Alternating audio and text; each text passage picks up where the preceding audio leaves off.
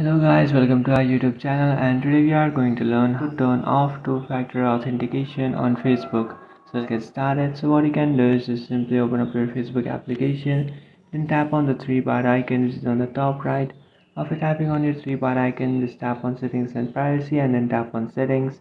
And inside your settings and privacy, what you can do is just tap on account center, and inside your account center just tap on password and security and then tap on the second option which is two-factor authentication.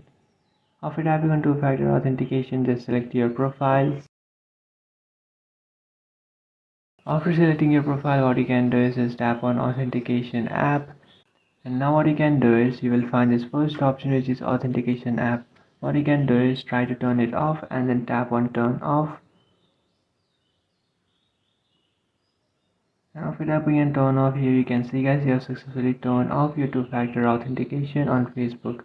So that's it guys, this is how to turn off two-factor authentication on Facebook. If you find this video helpful, don't forget to like and subscribe to our channel. If you have any doubts, feel free to comment below. Thanks for watching.